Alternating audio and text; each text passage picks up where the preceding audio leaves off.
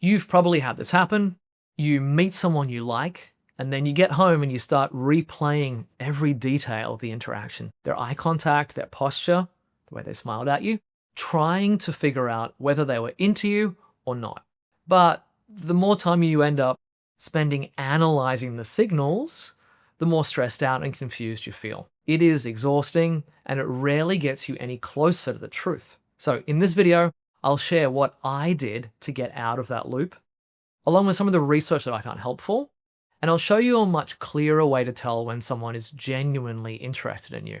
So you can stop ruminating, you can enjoy dating, and finally notice the people who actually want to get closer to you, even if they're not super obvious about it. When I was young, I used to really get caught in this trap of trying to figure out if somebody liked me. Nowadays, I'm a clinical psychologist. I help people work on their confidence and social connections. I even wrote a book about it. But in my youth, I was really putting a lot of pressure on myself to try to solve this. And it was leading to these kind of emotional highs and emotional lows. It meant that how I was feeling about myself was starting to become dependent on an outcome very much outside of my control. It was becoming dependent on what somebody else thought about me. I did not like how that felt. In fact, it's possible to manufacture being obsessed with someone just by dedicating a lot of time and energy to thinking and thinking and thinking and trying to figure out whether they like you or not. I had a German roommate when I was in college, and at one point, he got so caught up in trying to figure out whether this one girl liked him that it became all he could talk about. He'd have those conversations with me all the time, like, hey, she did this today and she did that. Does that mean she's into me? But yesterday she did this thing. And he'd go through all the evidence with me. And after a while, I realized he was actually having that same conversation with everybody else. There's a real cost to this hyper-focusing and analyzing of signs. But luckily, I found a different way of doing it, which I'll get into. It's tempting to think that you are going to get confirmation about whether someone likes you if you can just learn the body language science, right? So for example, there was a meta-analysis from a few years ago, which sounds really promising. They looked at people who reported feeling romantic attraction, and then they did a complicated analysis to show what behaviors did those people reliably do. Meaning, we could see those behaviors, we'll know someone's attracted. Very promising. Those behaviors, by the way, were things like talking more, saying more words, making more eye contact, more frequency of eye contact, moving physically closer, like standing closer, mimicking the posture or body language of somebody else, even things like laughing more, smiling more. Okay, problem solved, right? We got the information. Well, no.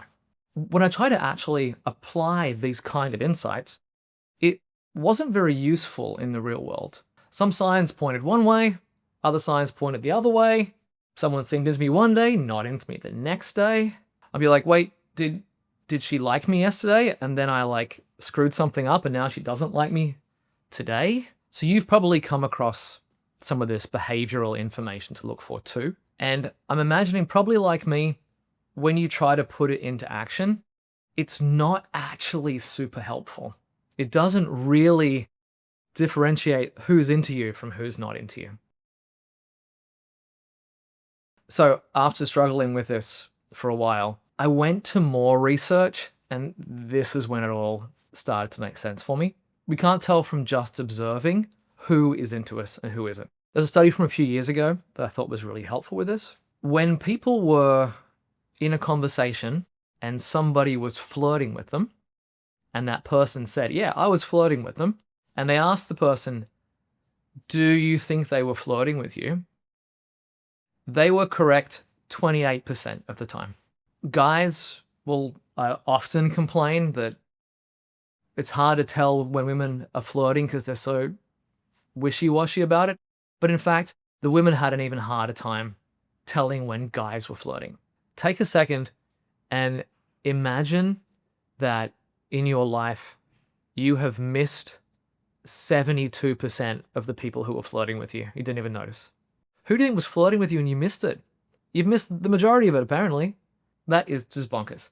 So why are we spending all this time analyzing body language? we can't effectively tell if somebody's flirting with us from looking.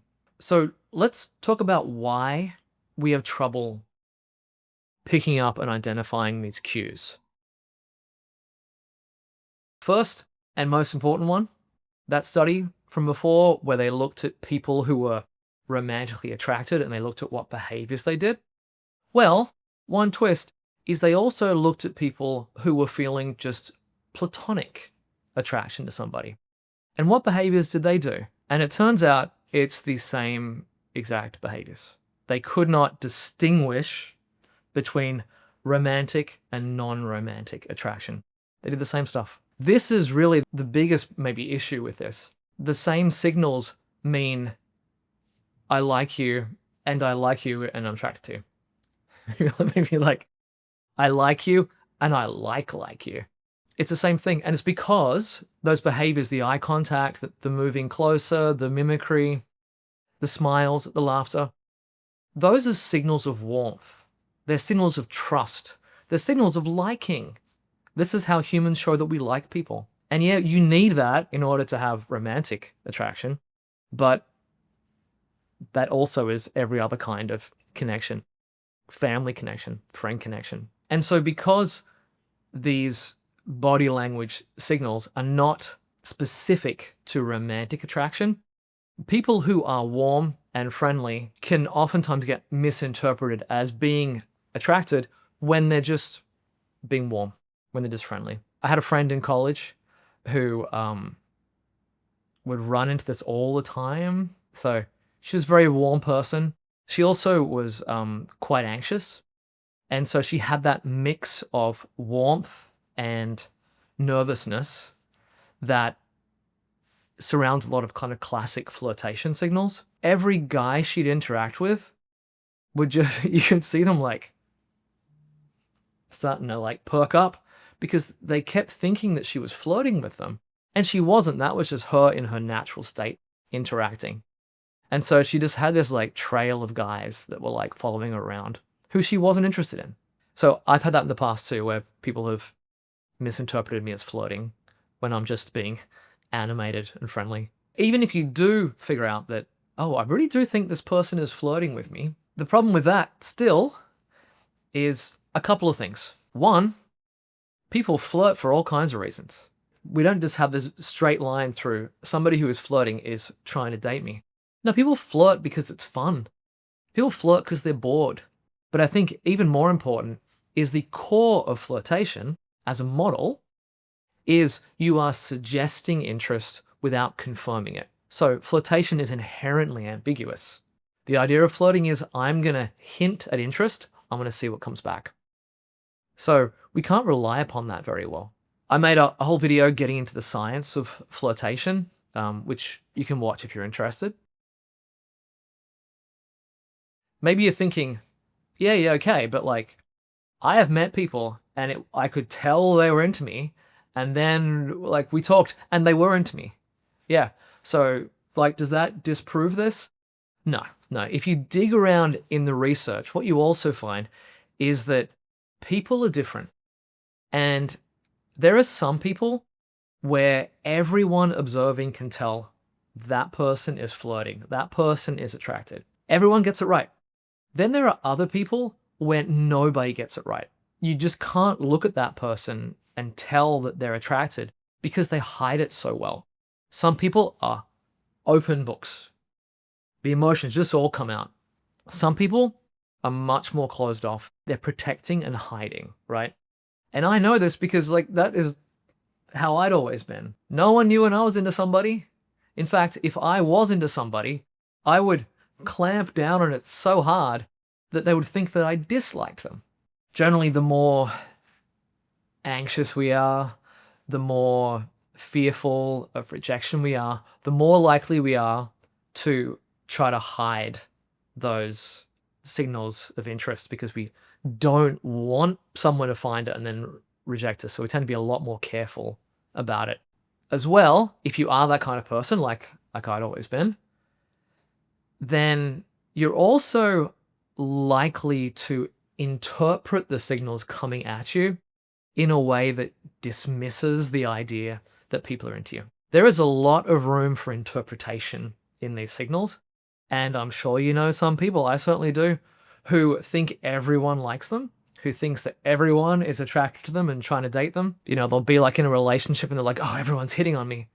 Some people will interpret ambiguous things very positively. A lot of us will not. A lot of us will almost go out of our way to dismiss very positive signals that people like us.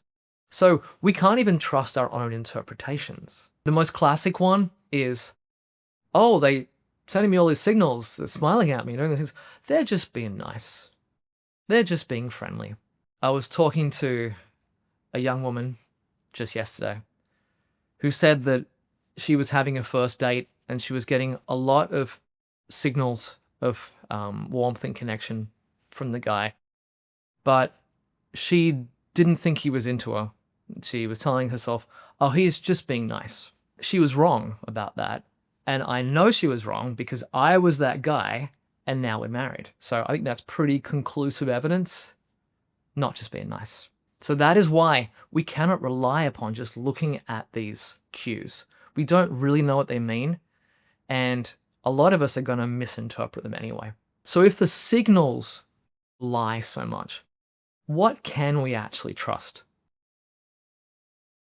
So what finally helped me was discovering a model that just cut through all the noise. When I was trying to solve this problem of why attraction signals were so unreliable, I started thinking about this idea that came out of evolutionary psychology that's called costly signaling theory. So basically, it says that the signals that you can trust are the ones that actually cost something. They cost time or energy or effort or having to give up other opportunities. And this made complete sense to me.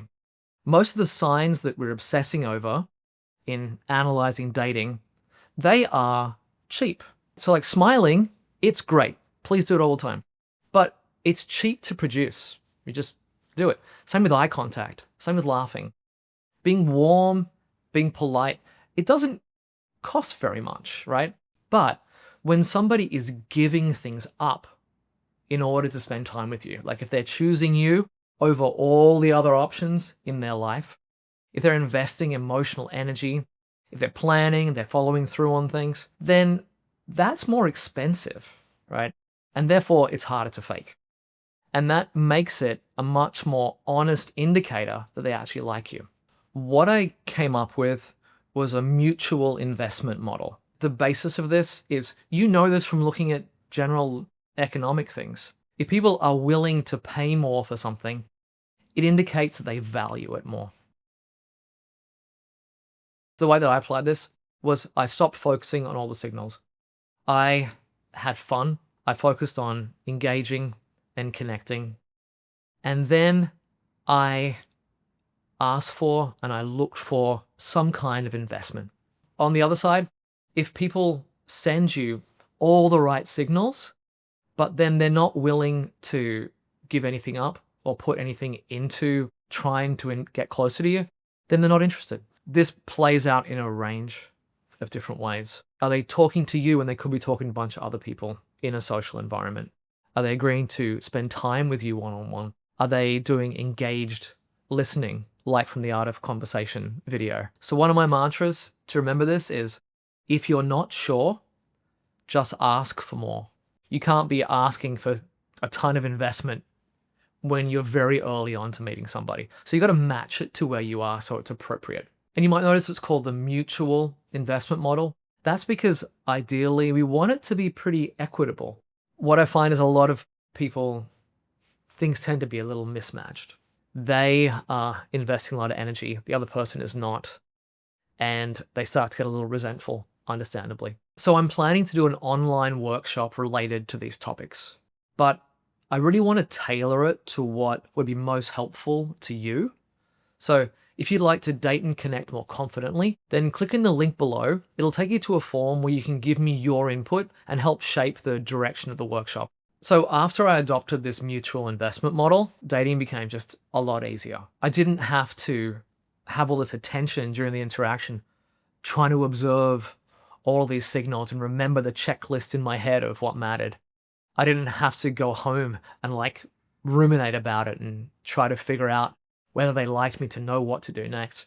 Instead, I would focus on just having fun and then seeing if they wanted to invest. That made, honestly, things so much simpler for me. And this is where it got kind of interesting because I would spend time around these people who were sending the signals and I figured they were into me. Somewhere it was like, oh, this is so obvious. And then when I would ask for investment, no, like they were just friendly or they just liked me as a person or they had kind of a flirty personality. And then more importantly, I met people who did not give body language signals of being interested, but who, when I asked for investment, it turned out that they did like me. In my 20s, like I had a great relationship with somebody who was pretty shy. Had I relied upon the signals that I was getting, the body language, I would never have asked her out. And because I had this new model where I just assumed people may not be showing how interested they are, and I just asked for investment, we ended up dating for quite a long time. We had a great relationship. And if you want to work on the skills that build genuine connection, like the kind where people open up and they invest into getting closer to you, the next video shows you how to engage and listen in a way that invites it.